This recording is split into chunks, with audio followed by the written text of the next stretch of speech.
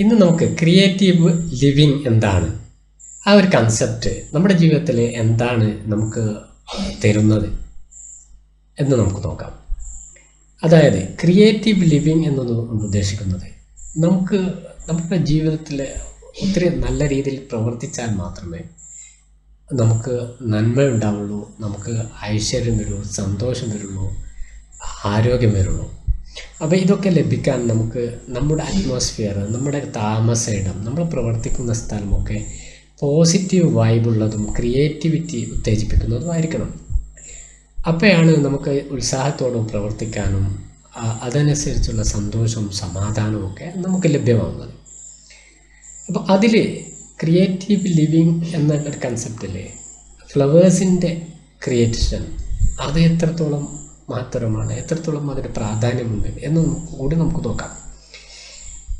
Flowers creation എന്ന് പറയുമ്പോൾ വിവിധ രീതിയിലുള്ള ഫ്ലവേഴ്സുകൾ നമുക്ക് ബാസ്ക്കറ്റിലായിട്ടും അതല്ലെങ്കിൽ ബേസുകളിലായിട്ട് വളരെ മനോഹരമായിട്ട് നമ്മുടെ ഇടങ്ങളെ മനോഹരമാക്കുന്ന രീതിയിൽ പല മെറ്റീരിയൽസുകൾ ഉപയോഗിച്ച് പല രീതിയിൽ പല ആകൃതിയിലൊക്കെ ഉണ്ടാക്കിയെടുക്കുന്ന ഒരു മെത്തേഡ്. അത് നമ്മുടെ കണ്ണിന് ഇമ്പം തരുന്നതായിരിക്കണം, നമ്മെ സന്തോഷിപ്പിക്കുന്നതായിരിക്കണം. നമ്മൾ ഏത് സ്ഥലത്താണോ അത് നമ്മൾ എക്സ്പെക്റ്റ് ചെയ്യുന്നത്, കൊണ്ടുവെക്കുന്നത്, അവിടെ ഒരു പ്രകാശപൂരിതമാക്കുക, അതല്ലെങ്കിൽ അവിടെ ഒരു പോസിറ്റീവ് വൈബുള്ളതാക്കുക എന്നുള്ളതായിരിക്കണം അതിൻ്റെ ധർമ്മം. അപ്പോൾ അതിന് കുറേ നിബന്ധനകളുണ്ടാവും. തീർച്ചയായിട്ടും ഏത് ഫ്ലവറും ഏത് രൂപത്തിലും പല രീതിയിൽ അത് അവിടെ നമ്മൾ അറേഞ്ച് ചെയ്താൽ അതിന് വൃത്തിയോ ഭംഗിയോ അല്ല കാണാനൊരു ഇമ്പമോ താളമോ ഉണ്ടാവില്ലല്ലോ.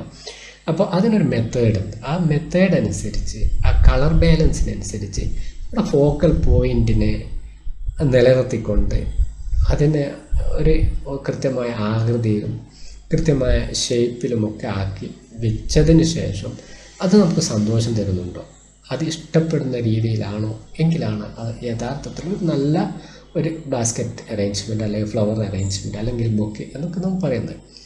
ഇത് നമ്മുടെ ക്രിയേറ്റീവ് ലിവിങ്ങിൽ പ്രാധാന്യം എന്ന് പറയുന്നത്, നമ്മൾ ലിവിങ് സ്പേസ് മനോഹരമാക്കുക എന്ന് പറയുമ്പോൾ നമുക്ക് ഫ്ലവേഴ്സ് ഒഴിച്ചുകൂടാൻ പറ്റാത്ത ഒരു കാര്യമാണ്. അതേപോലെ പ്ലാന്റുകളെ നമുക്ക് ഒഴിച്ചുകൂടാൻ പറ്റാത്ത ഒരു കാര്യമാണ്. ഫ്ലവേഴ്സിൻ്റെ പ്ലാന്റുകളുടെ നാച്ചുറലായിട്ടുള്ള എലമെൻസുകളുടെ ഒരു താളലയത്തോടു കൂടി അത് നമ്മൾ കൃത്യമായിട്ട് അറേഞ്ച് ചെയ്യുന്ന സമയത്താണ് നമ്മുടെ ലിവിങ് സ്പേസുകൾ വളരെ ക്രിയേറ്റീവായിട്ടുള്ളതും പോസിറ്റീവായിട്ടുള്ളതുമായിട്ട് മാറുക.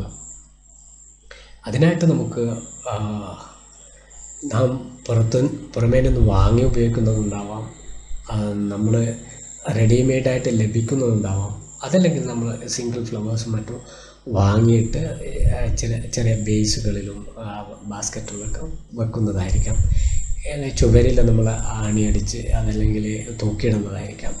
ഇങ്ങനെ പല രീതിയിൽ പല രൂപത്തിലായിട്ട് നാം ചെയ്യുന്നുണ്ട്. പക്ഷേ ഇത് ചെയ്യുന്ന സമയത്ത് പലപ്പോഴും നമ്മൾ ഒന്ന് വാങ്ങി അത് ഒരിടത്ത് സൂട്ടബിൾ അല്ലെങ്കിൽ മറ്റൊരിടത്ത് കൊണ്ടുവെക്കുന്നു, അവിടെയും സൂട്ടബിൾ അല്ലെങ്കിൽ മറ്റൊരിടത്ത് കൊണ്ടുവെക്കുന്നു എന്നൊരു രീതിയിലാണ്. എന്തുകൊണ്ടെന്നാൽ നമ്മുടെ ഇഷ്ടത്തിനോ നമ്മുടെ കളർ പാറ്റേണിനോ അതല്ലെങ്കിൽ നമ്മുടെ വീട്ടിൽ താമസിക്കുന്ന മറ്റംഗങ്ങളുടെ ഇഷ്ടത്തിനോ ആയിക്കൊള്ളണമെന്നില്ല.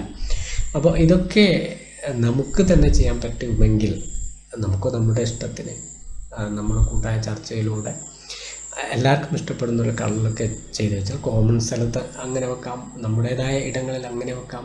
അങ്ങനെ വളരെ മനോഹരമായ രീതിയിൽ നമുക്ക് ഇത് ചെയ്യാൻ പറ്റും എന്നുള്ളത് വളരെ പ്രാധാന്യത്തോടു കൂടി നമുക്ക് ചെയ്യാൻ പറ്റുന്നത് ചെയ്യുകയാണെങ്കിൽ തീർച്ചയായും നമുക്ക് നമ്മുടെ സന്തോഷം ഇരട്ടിപ്പിക്കും.